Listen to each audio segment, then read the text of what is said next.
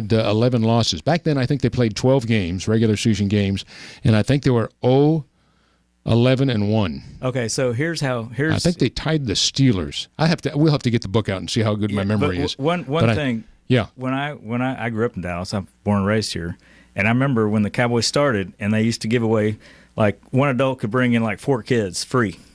One adult paid ticket could bring in. That's called put people in the stands. Oh yeah, they were trying to put butts in the seats. Well, they had 2 teams back then. You remember Lamar Hunt's Dallas Texans were still here until they moved to Kansas City. Right. Yeah, they won the AFC in '62 and then moved to Kansas City in '63. Things have changed a little bit since. Have they ever? But this was really exciting. And how about, before we move on, do you remember last Sunday we all had great plaudits for Tony Romo and how well he has handled himself through this whole scenario, as tough as I'm sure it might be. And then 48 hours later, what's he do on TV? Did you see that? I saw it, yeah. It was good. Was that one of the classiest things you've ever seen? Yeah, it was good. I thought it was super. Hello, guys. Do you agree? Oh, good, big, I agree. big day? What a class act. Exactly. Happy. You know, it's funny. I keep waiting for Prescott to hit a rookie wall, and he's jumping over every wall he's running up to. Like somebody told me a long time ago, think positive thoughts. That's a negative. Think positive thoughts, right? I know it. Well, after what happened to us last year, I have to be reconditioned here. But I'm so happy because even if something does happen one way or the other, I think that we're in a pretty good position. And either way, I just think that we're in a great position to have 2 actual decent quarterbacks after looking at what happened last year. Oh, my God. Did you think on Labor Day weekend you'd be saying Cowboys best record in the National Football League going into Thanksgiving weekend? Oh, my God. No way. No. I think a lot of credit goes to Jason Garrett, too. Oh, thank you very much. I totally agree. Keeping everybody on the even keel, balance, keyword in life. And he is right there, front and center. I totally agree, Trey. I think he set up a system, and I think it works. And he's a culture guy. I think he's about setting up a particular culture that he wants his team to go through, and I believe in that. I think Popovich has done that in San Antonio, and I think that we're trying to do some of that stuff here, I think, and it makes me happy that he's succeeding. Well, you got to believe in yourself, and these guys, they believe in themselves right now. That was the number 1 defense in the NFL this afternoon, the Ravens. Yeah. I mean, that's pretty good stuff. They're tough, too. Yeah, they are. Zeke got, 97 yards? That was some tough running right there. It was. Now, did he not get 100? Well, as a team, though, they got 100, didn't they? They got 100 as a team. Yeah, because, I mean, they're the only team coming into today's game that had over 100 yards rushing every single game this season. So I just wondered, did they get over 100 today? Dak must have gained some yards. Dak gained some yards. Morse had some carries, and Dunbar actually had some carries. So they would get over. There's 100. Yeah, that's true. Yep. Yeah, it's interesting. Great game. Yeah, it was. Not much more you can say except that. So now that you take on the Redskins on Thanksgiving Day, that brings back memories long before you guys were around. Clint Longley, remember that one? Yep. I think it was 74. That was a year before before my time. Yeah, before the Hail Mary. Watch highlights. 1970. Oh, thanks. Is that when he punched Staubach out? Yeah. Remember 1974? Yeah. Yep, Staubach goes down and Longley comes in and they win the game against the Skins.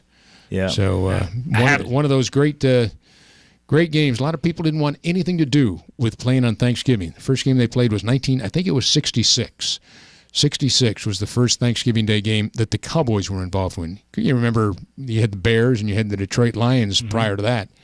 But Tex Schramm said, I'll play on Thanksgiving Day, because he and Coach Landry thought it was a great way to prepare, because then you got 10 days off heading into the home stretch in December. And how smart were they? Yep. Boy, and they used it to their it just to the nth degree for years. That's probably what's cemented the reputation as America's team. I mean, really, because they were playing on Thanksgiving. Holiday football. Well, I'll tell you when that came about?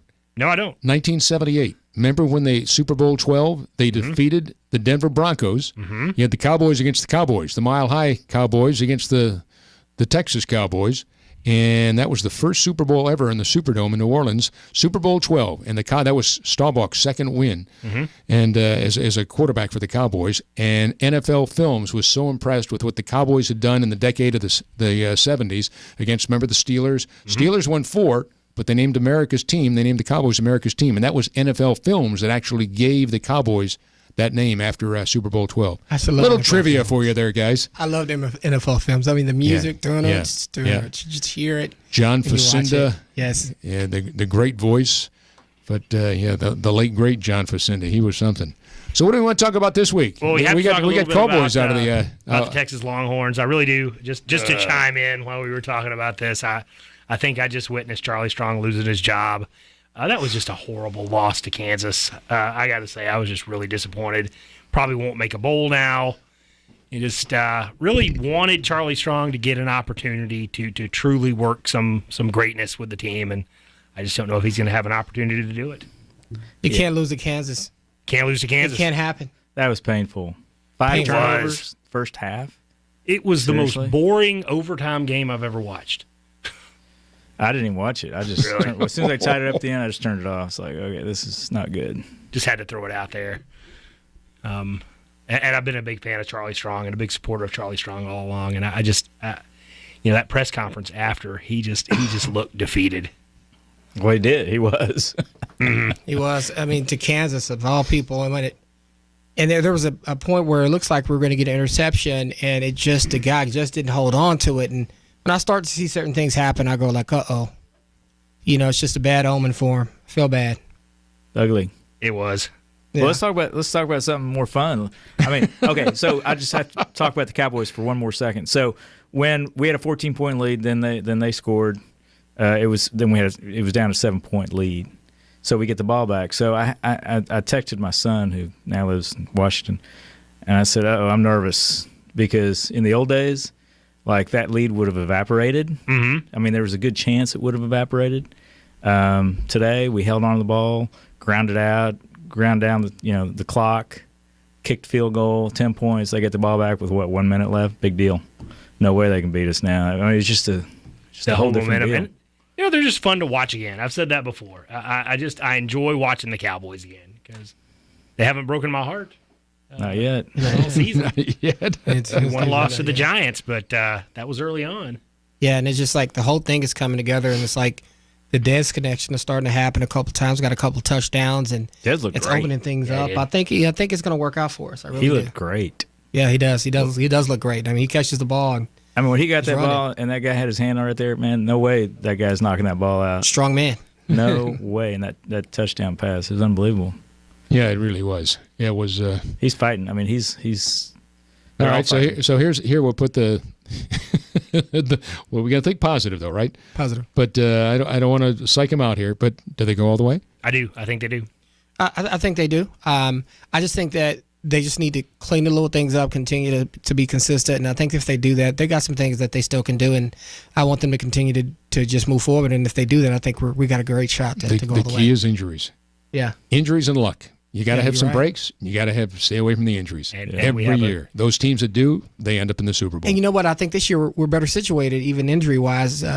Before, in the past, it was like, we had no decent players backing folks up, but it seems like this year we got a few guys that can come in and still you can plug in there. We're missing Claiborne. We're missing Church. Skandrick still, limping around a little bit, but the Brown kid and the other kids are plugging in. Wilcox is plugging in. So when you look at that, you feel really good about our team. Not to mention Dak has one heck of a backup. Yeah. Yeah, very extensive backup. Well, it's certainly exciting right now. Yeah. And it's hard to believe the last time the Cowboys were there is over 25 years ago, guys. You realize that? I mean, this is shaping up to be a better Yeah. season. I mean, 93, 20 years ago. Yeah. Well, we got to get past Seattle. Yeah. Yeah.